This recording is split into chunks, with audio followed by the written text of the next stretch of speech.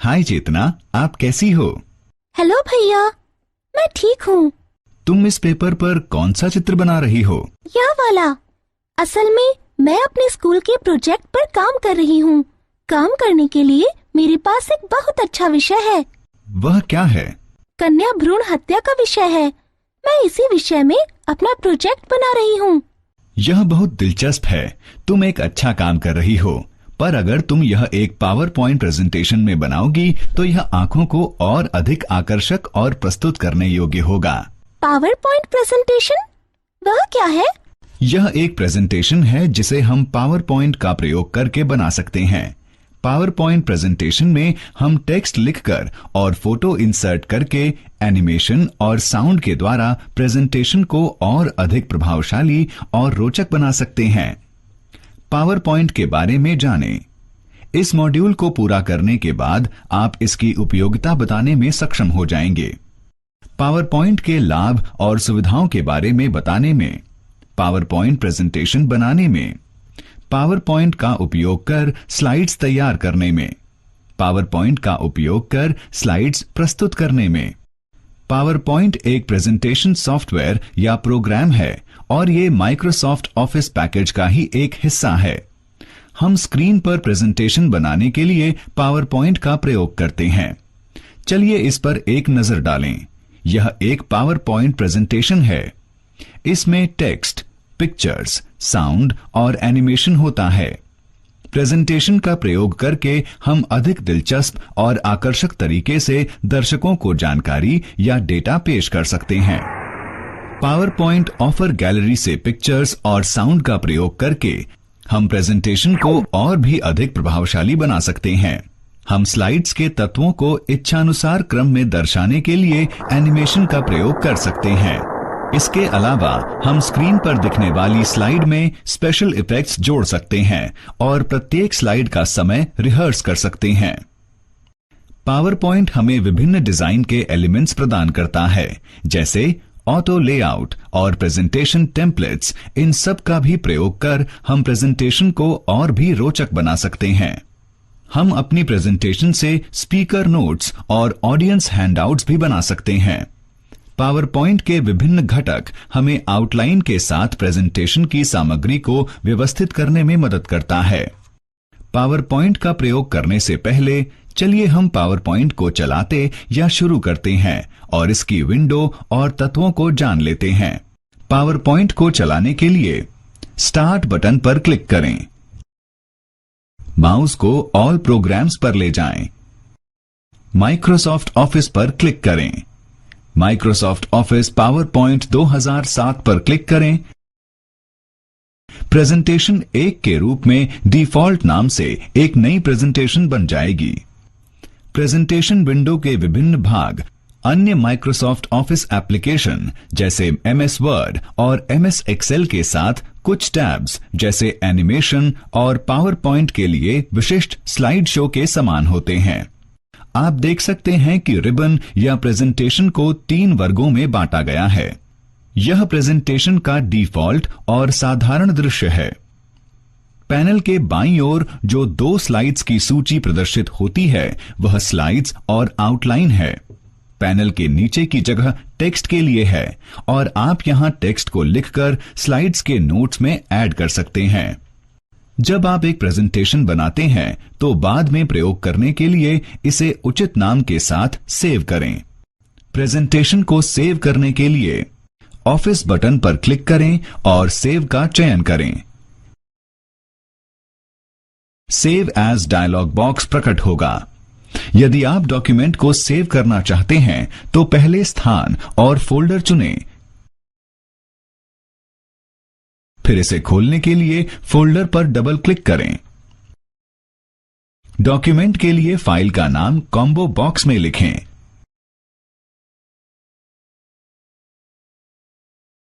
Save as type drop down menu में से presentation के प्रकार को चुनें। यह डिफॉल्ट रूप से पावर पॉइंट प्रेजेंटेशन के रूप में सेट हो जाती है। प्रेजेंटेशन को सेव करने के लिए सेव पर क्लिक करें और सेव एज डायलॉग बॉक्स को बंद करें।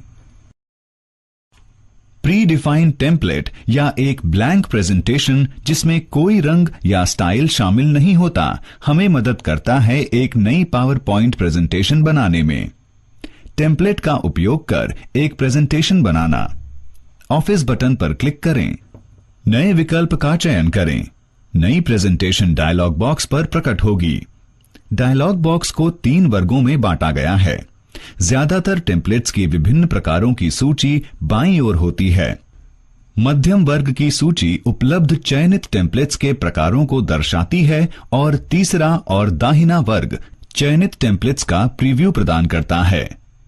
न्यू प्रेजेंटेशन डायलॉग बॉक्स में से एक टेम्पलेट का चयन करें। टेम्पलेट्स के ब्लैंक और रीसेंट विकल्प एक न्यू ब्लैंक प्रेजेंटेशन जिसमें कोई कलर और स्टाइल न हो बनाती है। इंस्टॉल्ड टेम्पलेट्स विकल्प आपको पावर पॉइंट के प्री बिल्ड टेम्पलेट्स में से एक टेम्पलेट को चयन करने में मदद करता है। टेम्पलेट्स को चुनने का यह विकल्प प्रेजेंटेशन में लेआउट बनाने का समय और मेहनत को बचाता है। एक टेम्पलेट आपको लेआउट और प्लेस होल्डर्स प्रदान करता है जिससे आप नई प्रेजेंटेशन में टेक्स्ट, इमेज और अन्य ऑब्जेक्ट अरेंज कर सकते हैं। अगर आप माइक्रोसॉफ्ट ऑफिस ऑनलाइन कैटेगरी में से किसी प्रकार के टेम्पलेट का चयन करेंगे तो क्रिएट बटन जो डायलॉग बॉक्स के नीचे दाहिने कोने में है डाउनलोड बटन से परिवर्तित हो जाएगा। चयनित टेम्पलेट पर आधारित एक प्रेजेंटेशन बनाने के लिए क्रिएट या डाउनलोड पर क्लिक करें।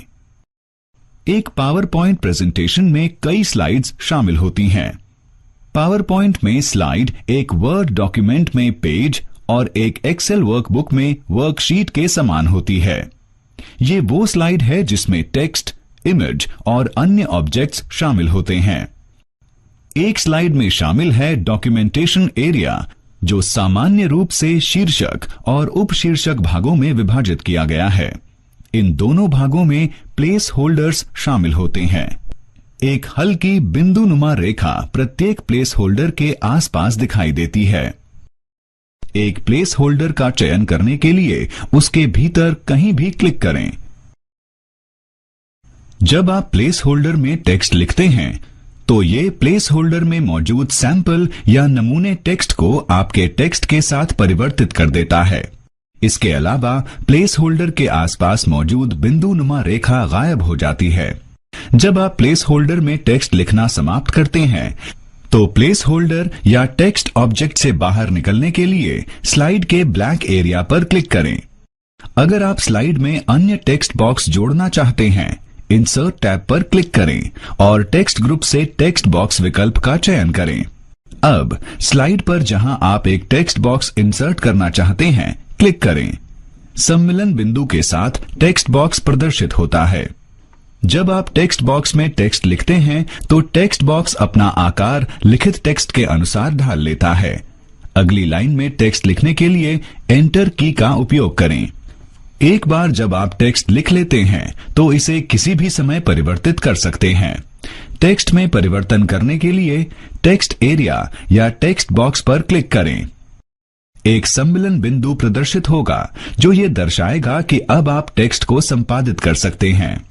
रिबन के होम टैब के अंदर मौजूद फॉर्मेटिंग के विकल्पों का फॉर्मेट और alignment using editing, copy, cut, paste जैसे विभिन्न प्रकार के एडिटिंग ऑपरेशंस का पालन करने के लिए टेक्स्ट का चयन करें। प्रेजेंटेशन बनाने के बाद आप प्रेजेंटेशन में अपनी जरूरत के हिसाब से स्लाइड को जोड़ या डाल और डिलीट कर सकते हैं। एक नई स्लाइड जोड़ने के लिए होम टैब पर क्लिक करें। स्लाइड ग्रुप में एक नई स्लाइड पर क्लिक करें। एक नई स्लाइड प्रेजेंटेशन में मौजूदा स्लाइड के बाद जुड़ जाती है। अगर आप विभिन्न लेआउट के साथ एक नई स्लाइड जोड़ना या इंसर्ट करना चाहते हैं तो ड्रॉप डाउन एरो पर न्यू स्लाइड विकल्प पर क्लिक करें।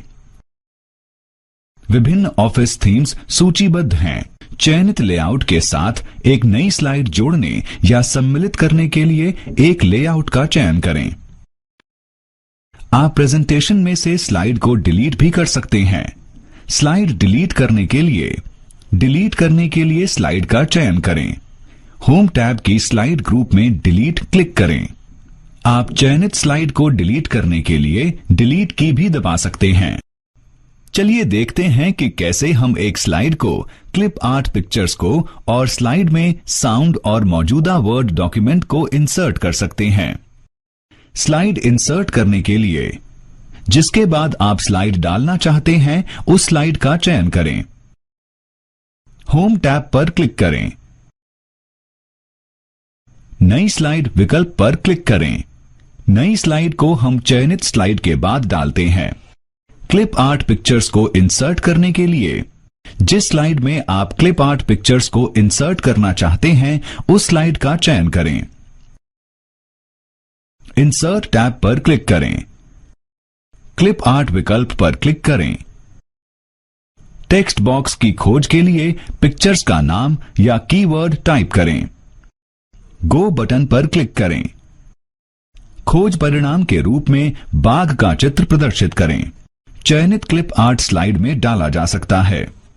स्लाइड में ध्वनि जोड़ने के लिए इंसर्ट टैब पर क्लिक करें।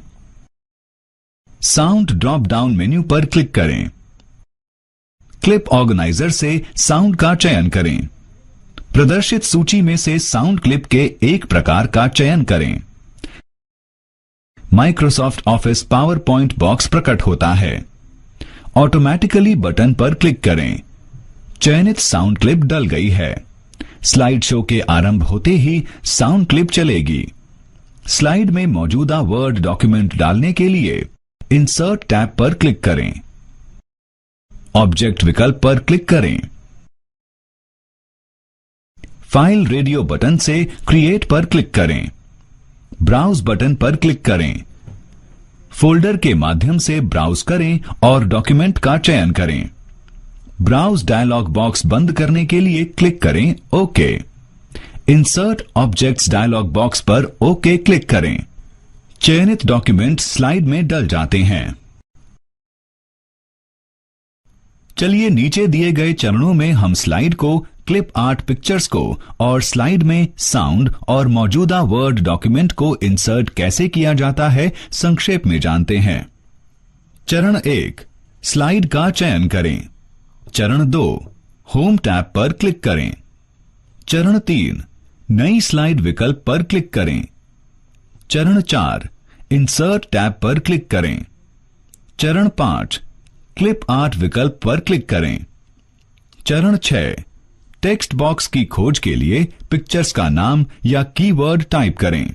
चरण 7, गो बटन पर क्लिक करें। चरण 8, पिक्चर का चयन करें। चरण 9, इंसर्ट टैब पर क्लिक करें। चरण 10, साउंड ड्रॉप डाउन मेन्यू पर क्लिक करें। चरण 11, क्लिप ऑर्गेनाइजर से साउंड का चयन करें। चरण 12, प्रदर्शित सूची में से साउंड क्लिप के एक प्रकार का चयन करें। चरण 13, ऑटोमेटिकली बटन पर क्लिक करें। चरण 14, इंसर्ट टैब पर क्लिक करें। चरण 15, ऑब्जेक्ट विकल्प पर क्लिक करें। चरण 16, फाइल रेडियो बटन से क्रिएट पर क्लिक करें। चरण 17, ब्राउज बटन पर क्लिक करें। चरण 18, फोल्डर के माध्यम से ब्राउज करें और डॉक्यूमेंट का चयन करें।